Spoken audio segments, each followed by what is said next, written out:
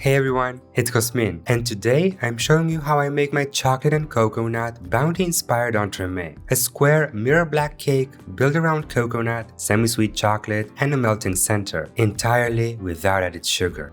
I'll show you how I construct each layer, how I balance richness and structure, and how I finish it with a shiny black glaze, all of it step by step. So let's get to it. The brownie starts with 60 grams of semi-sweet chocolate and 50 grams of butter. I'm melting them in the microwave. Once the butter is 90% melted, stop heating it and then mix very well until you have a homogeneous and shiny ganache. Set the bowl aside for a moment and whisk 2 room temperature eggs until they're homogeneous.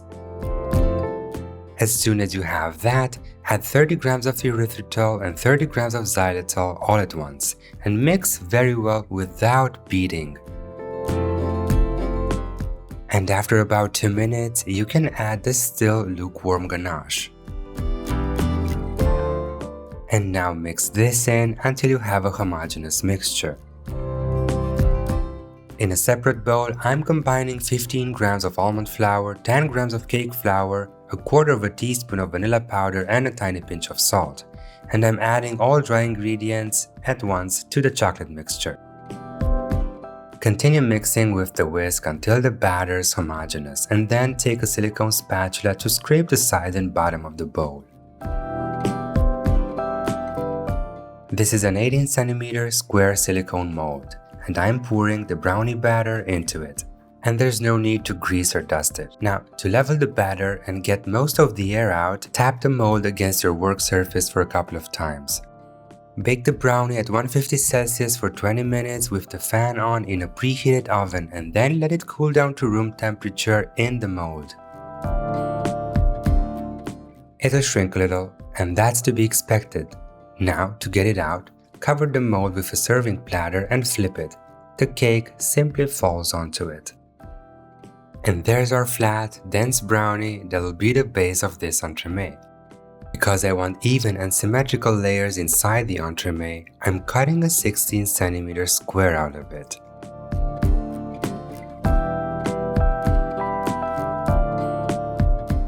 And now, with one hand, hold the cake in place and pull away the frame with the other one. Now, to get this surface inside the cake, I have to flip it again. And don't worry, it's flexible enough to be handled. Just be careful. So this surface right here will be the bottom. Carefully place a 16 cm silicone mold over it and flip it once again. And we're done flipping, I promise.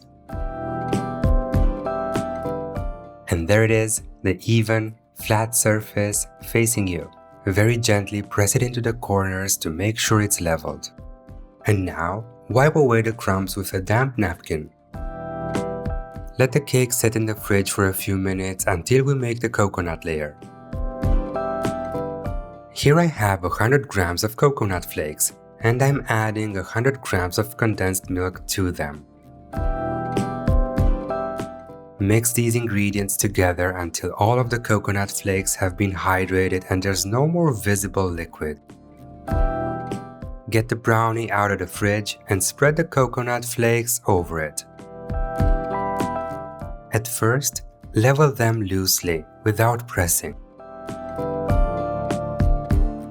And when you appreciate that you have an even thickness, start pressing them into place. This creates a compact, even layer that holds its shape when you cut the cake. Wipe away any loose flakes and then refrigerate the insert for 30 minutes. In my heat-proof bowl, I have 80 grams of milk chocolate, and to it I'm adding 80 grams of whipping cream. Mix a little with a spatula just to make sure that all the chocolate is evenly coated with cream, and then take the bowl to the microwave. Heat the ingredients for a minute at medium strength, and then mix them into a smooth and shiny ganache. Take the cold inserts out of the fridge and pour the warm ganache over the cold coconut layer.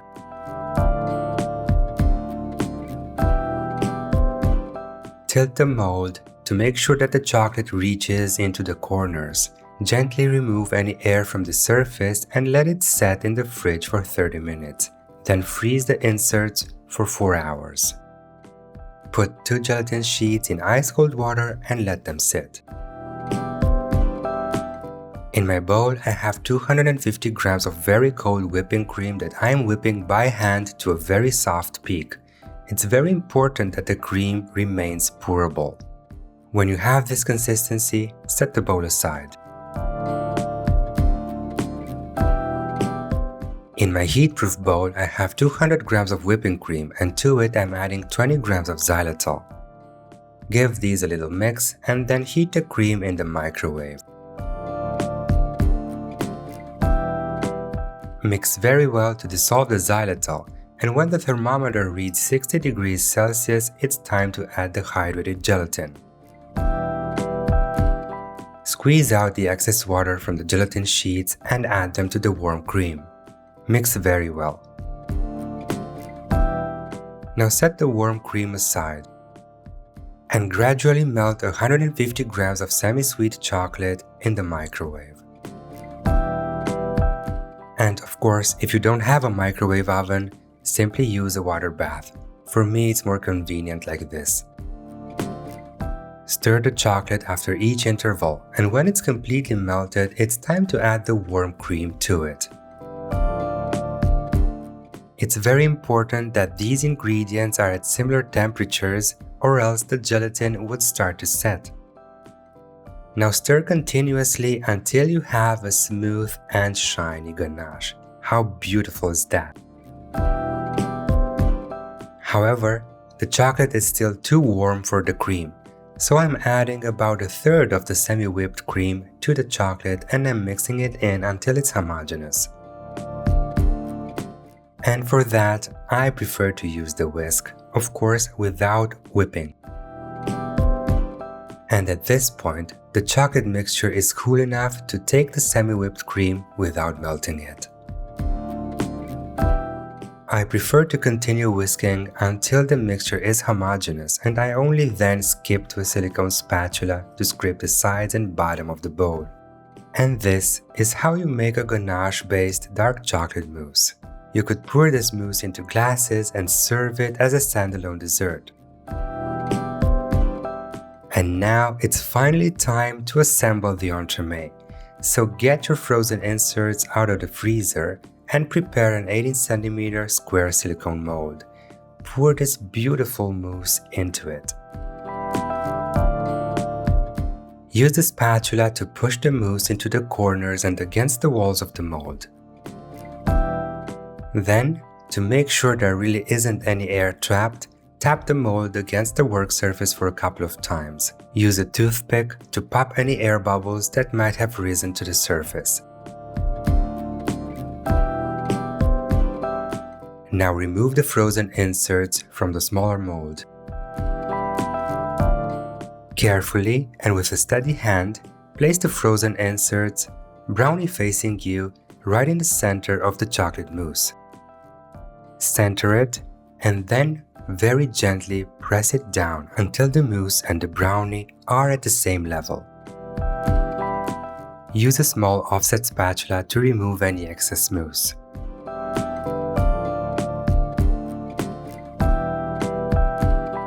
The now assembled Bounty Entremet needs 8 hours in the freezer. For the black glaze, we're gonna need 6 gelatin sheets hydrated in ice-cold water. Make the glaze immediately after getting the entremet into the freezer. In my double bottom pot, I have 100 grams of glucose syrup, and to it I'm adding 100 grams of water. Mix these together and then add 100 grams of condensed milk. Give these another stir and then add 100 grams of xylitol. Now mix everything good and let it come to a full boil. Cut the heat and immediately add 50 grams of black cocoa. Mix very well until the mixture is homogeneous. Then remove the pot from the stove and let it sit on the counter for 5 to 10 minutes. Every now and then give it a good stir with a silicone spatula, And when the thermometer reads 60 degrees Celsius, you can add the gelatin. Squeeze out the excess water from the gelatin sheets and add them all at once to the warm cocoa mixture. As the gelatin dissolves, you'll notice that the mixture becomes very shiny and glossy. Now pour it through a fine sieve into a tall container. This is just to catch any possible small cocoa lumps. Blend the black cocoa glaze for 2 full minutes. This is very important for the texture of the glaze, so don't skip this step. Now use the spatula to remove any foam that might have formed on the surface. This happens when the blender catches some air. But as you can see, it's easy to remove the foam. Now cover the glaze with plastic wrap directly on the surface, let it cool down to room temperature and then refrigerate it for a full 8 hours. The glaze I made is enough for a round cake, but not enough for a square shape, because that geometry comes with its own challenges, so I doubled on the recipe. After bringing the 2 glaze halves together, I know how that sounds, I'm gently heating them in the microwave. I'm doing this in several intervals to avoid boiling the glaze. You don't want to reach a temperature above 50 degrees Celsius, that's very important. Now blend the glaze for another 2 minutes. Keep the blender at a slight angle and don't move it. This technique prevents the incorporation of air. And if, however, you have 1 or 2 bubbles on the surface, it's easy to remove them. Now cover the glaze again directly on the surface and let it sit. Every now and then, check the temperature. When the thermometer reads 35 degrees Celsius, it's time to pour it. Take the cake out of the freezer and remove it from the mold. And until I do that, I'd really appreciate it if you give this video a thumbs up and subscribe if you haven't done so already. Place the cake on an inverted bowl that sits on a large plate or a deep dish. Pour the glaze at 35 degrees Celsius. Start with one corner, cover the entire side, and move from one corner to another. Then, move your way to the top. Until I removed the cake from the mold, my glaze cooled down a bit, and I hadn't noticed. And that's the reason why it doesn't flow down completely after I cover the surface. You can see, I don't know if you notice, but it does create small blobs and uneven parts on the corners. But it's too beautiful not to share. And I promise you, if you pour the glaze at 35 degrees Celsius, you won't have this problem. Use a small sharp knife to remove the set glaze drippings from the bottom of the cake. Now, with 2 offset spatulas, transfer the cake to a serving platter. When you reach the platter, tilt the cake ever so slightly and alternatively pull away the spatulas. And that's it. Our beautiful chocolate and coconut entremet needs 6 hours in the fridge to thaw. And after that, it's finally time to cut into it. I'm not going to decorate it because the geometry and the color, along with the shine, are decoration enough for me. And look how beautiful and reflective the glaze is. Let's take a look on the inside. How amazing is that? My chocolate and coconut bounty-inspired entremet is a one-of-a-kind dessert. It's so good. And at melting center, it ends up enveloping everything. So do give it a try. See you next time, dessert lovers!